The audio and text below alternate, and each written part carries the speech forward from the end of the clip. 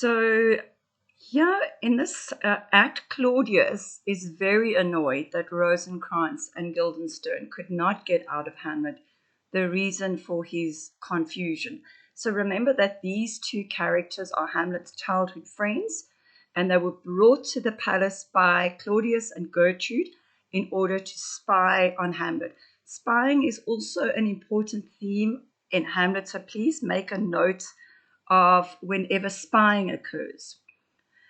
Remember the antic disposition, so that Hamlet is not truly mad.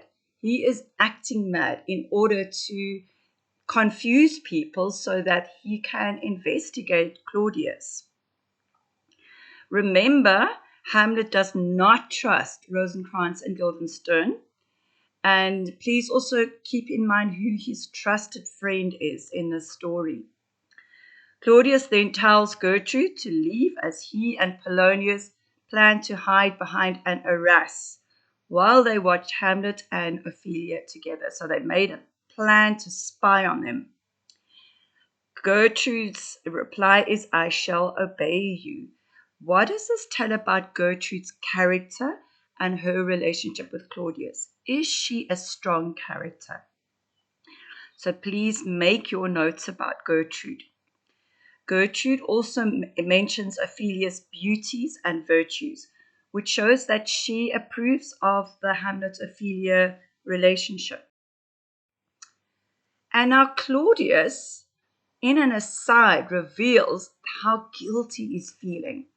Polonius says that with devotion's visage and pious action, we do sugar o'er the devil himself, meaning that sometimes people have a very holy and good outward appearance, but this could be hiding a fact that their inner attitude and their inner behavior is actually very bad, and that refers to the devil.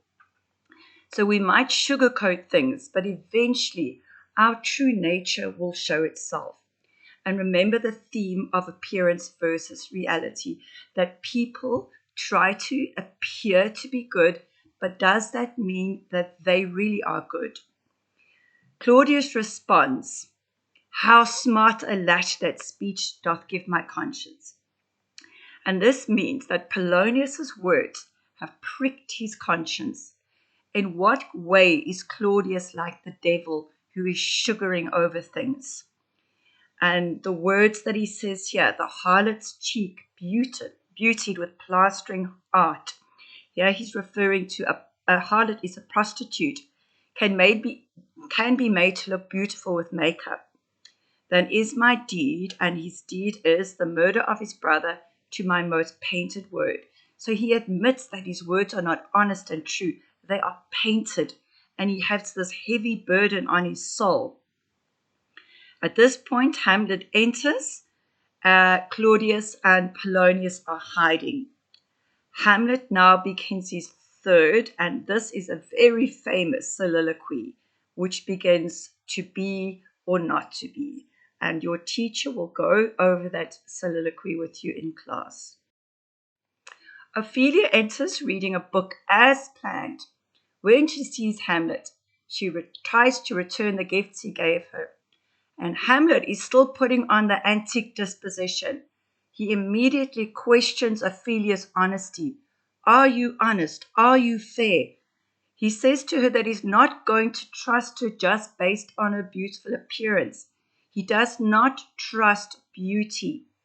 So again, remember that theme of appearance versus reality, where Hamlet doesn't trust the outward appearance. He feels that it could be hiding some dark secret. And also remember the reason why Hamlet does not trust women. Okay, there's a very important reason behind why he does not trust women. He says to her over and over, "Get thee to a nunnery." This is a very famous scene from Hamlet. Why does he say this, and what does it mean?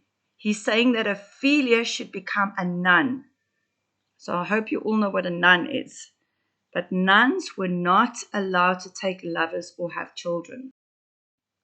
Why does he say this to Ophelia? He has lost faith in the human race because of the actions of Claudius and Gertrude. He feels that the human race should stop procreating because they cannot be trusted. He is disgusted with all women because of the way his mother has behaved. She marries Claudius 2 months after her husband's death. She dismisses Hamlet's feelings of grief for his father. Hamlet has clearly always hated his uncle, and now his mother is married to this man.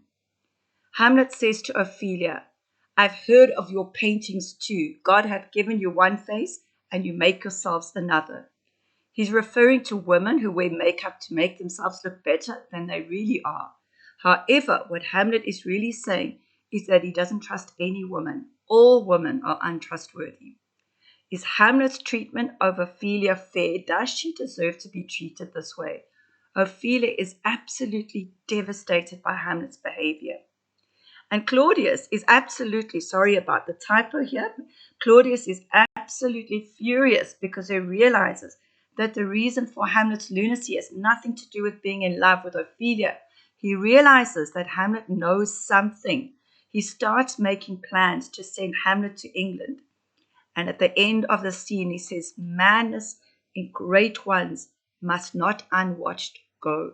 Please think about what this means.